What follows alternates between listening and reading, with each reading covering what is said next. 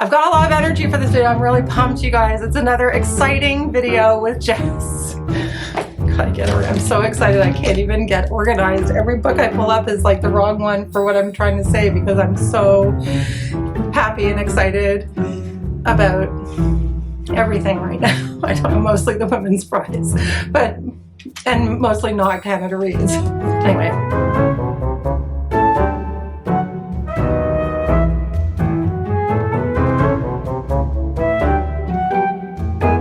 Hi everyone, it's me, Jess. I just got back from work and today is the day that the Women's Prize long list was announced. I have a lot of catching up to do. I'm filming my March TBR. We're March 5th. I was already behind and I just wanted to see what came out for the long list before finalizing my TBR for March. So I couldn't be happier. I really like this long list. I'm not sure that every book on the long list is going to be fantastic, but you guys, I predicted 5 of the books. I don't even know how I did that. It was my first time predicting and I'm just real chuffed with myself. But then to keep myself humble, I will also mention that I did predict a memoir. So, you know, I'm not all that. I'm not all that. I don't know why. I thought Sheila Heti's alphabetical diaries, like diaries in the title, for whatever reason, I thought it was a novel. I think I blame the Globe and Mail because when I talked about the Globe and Mail list of books, I think it was presented as a novel. But anyway, I should have known better. So thank you to whomever pointed that out in the comments. And I apologize to everyone. It's all for fun. Let's not get too heavy on it. I predicted 5. So then I promptly ran to my library after work. Hey, hi Nola. Hi Nola. He hasn't seen me all day because I've been at work all day, so he might be a little rambunctious. And then I ran to my library because I was just so excited to see the Canadian Indigenous author Alicia Elliott's book, and then she fell on the long list. This book was on my radar because Lindy's Magpie Reads talked about this book and I heard about it somewhere else. No, let's stop. And I had heard about this book somewhere else as well. I can't remember now.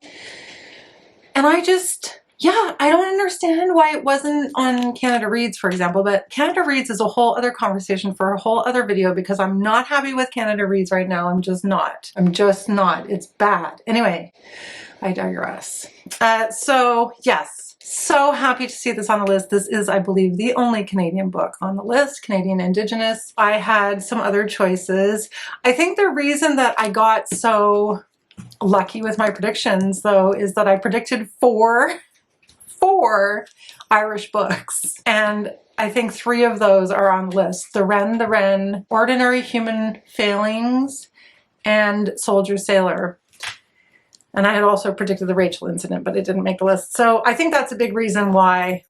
And I also predicted Enter Ghost, which made the list, which I'm so excited for. I haven't read it yet, and I'm really looking forward to reading it. So, and then a bunch of the heavy hitters that I had talked about, which a lot of people talked about, were not on the list. Most notably Julia, which I think people are going to be talking about. I think people are surprised, and I had even promised to do a vlog reading Julia in 1984, which I still want to do, but the pressure is kind of off me to do that now because, well, it's not on the long list, is it? Anyway, I still want to read it, but I'm so excited about this. So I'm not sure how many of the other books I'm going to be able to get, but I'm going to look into that later. I put the ones that are listed on my library on hold. So just to say that Soldier Sailor, The Wren, Brotherless Night, and Enter Ghost, and I think one other one. Oh, Night Bloom, I predicted Night Bloom too. They were all available at my library, so I put them all on reserve. They're all out right now. So, but this wasn't. So this is coming on my TBR for March. I'm so excited to read it. Then I'm also, I have to grab a couple of other books. Hang on. Gosh, you guys, so many books. Then, okay, so then I'll just talk about real quick. Well, I don't need to talk too much about it. Invisible Man. I'm doing a read along with some other people for this book on Voxer, and it's so damn good, this book. Anyway, we're only like 25% into it. It's so good. So I'm going to be finishing this in March, Invisible Man. I talked about it a lot on my channel, and I mean, you can try to join us if you want. I think we're at chapter 10. I'm happy to have you join. Just send me a message on Voxer, but you'll be joining a little bit late. So for the BookTube prize, I'm doing really well with my reading for the BookTube prize. I know I haven't done a reading wrap-up in since the beginning of the year, so I'm gonna have to do 2 consecutive wrap-up videos. Those will be coming shortly. Luckily, I have a break in March, so I'll have plenty of time to update everyone on my reading. I can't talk about the books for the BookTube prize in those wrap-ups, but I've read Small Mercies. I had already read The Bee Sting. I just finished Big Swiss, and I'm almost finished Old God's Time. I just started Loved and Missed by Susie Boyt, and I just managed to get a copy of Lauren Groff's The Vaster Wilds out of the library. Hack for books at the library. This one is, if you can see it, large print. The librarian was like, oh, there's 5 people ahead of you, but there's nobody waiting for the large print version.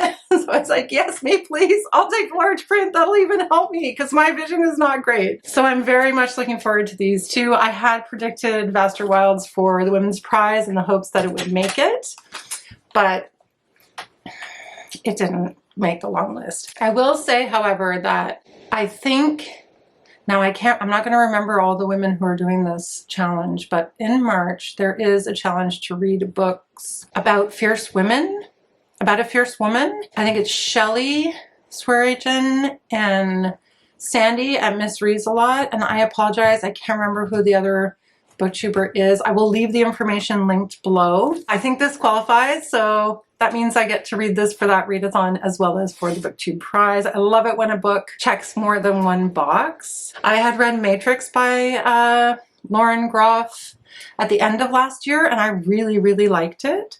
So I have high hopes for this one.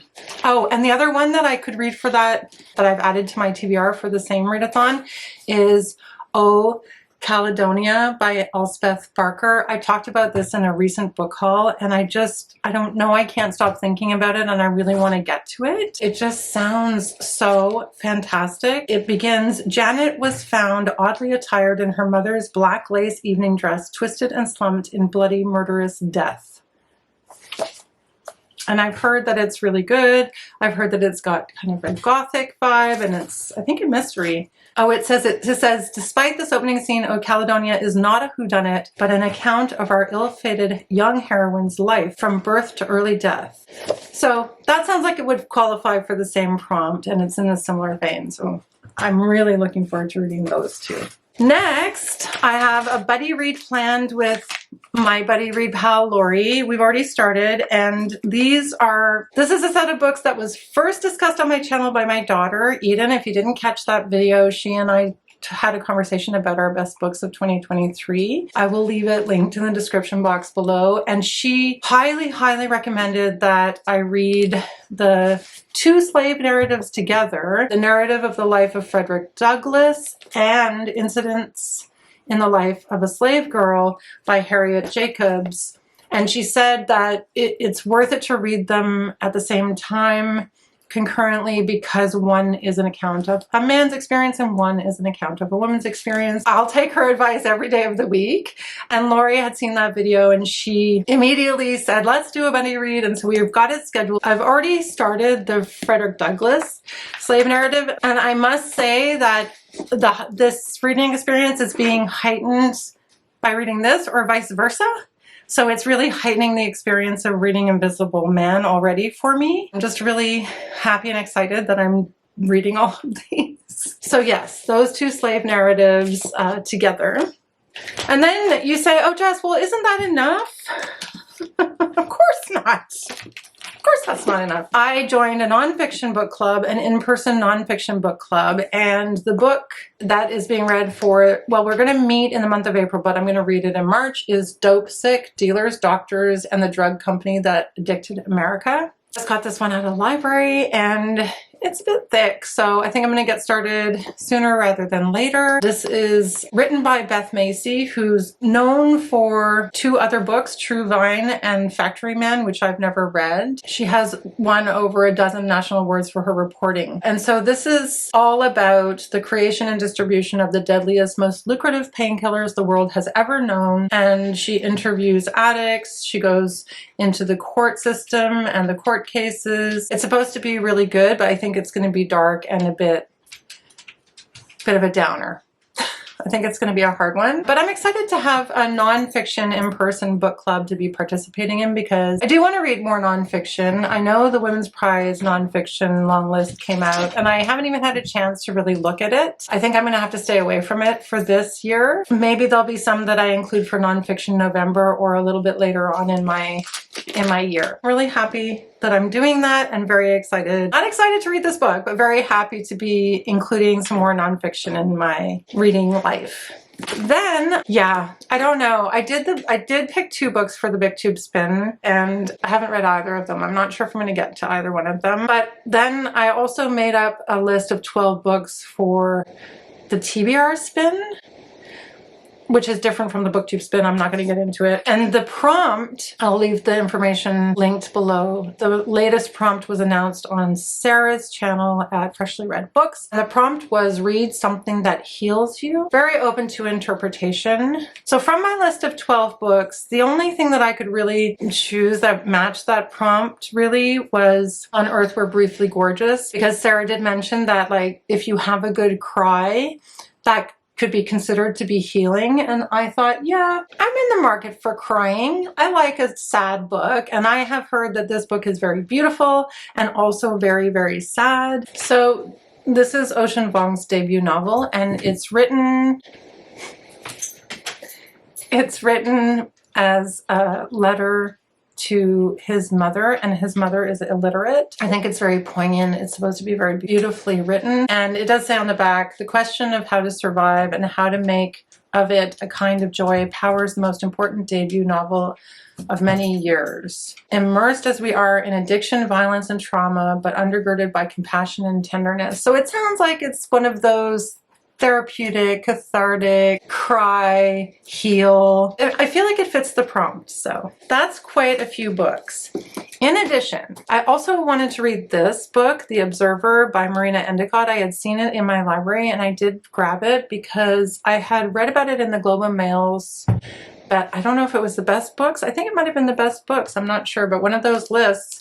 And it sounded really interesting to me. It's about a woman whose husband is an RCMP officer and they move to a small community, and it's about that small community and their experiences in that small community. And I think it's quite dark.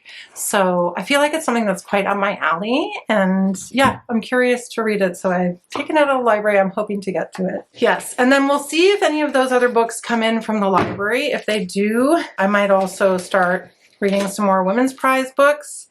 I kind of abandoned my wrapped TBR last month, so I did pull one from my wrapped TBR. I don't know what it is. We're gonna find out together. This is the last book in my pile. Oh, I think I know what this is. I think it's Fake Accounts. Yes, Fake Accounts. Cool, I really want to read this. I've heard mixed things. I've heard people say that it's really good. I've heard people say that it's not so good, but I do really want to read it. It's about fake identities online. I bet you it would be really good to read with Doppelganger. If I read Doppelganger and Fake Accounts at the same time, if I could literally clone myself, then I could read both of those books at the same time and make a vlog about it and edit it and upload it and do my wrap-ups and teach. And no, it's not going to happen. But hopefully I will get to this one. Guys, reading is so much fun. I love reading. I love talking about books. I love chatting with you in the comments. Let me know in the comments below if you've read any of the books that I've talked about today, what your reactions are to the Women's Prize long list, if you're going to be reading any books from the long list. I am not going to make a video where I go through the whole long list because, like I said, I'm behind on my uploads as it stands. So I think I'm going to move on to other videos and other projects. But I had a great time predicting the long list this year, and I think it's something I will do in the future. So with that, I'm going to say bye for now. Leave me, if you made it to the end of this video, leave me some kind of wild green representing the forest emoji in the comment section below, and I will see you very soon in my next video, probably sooner rather than later. Bye for now.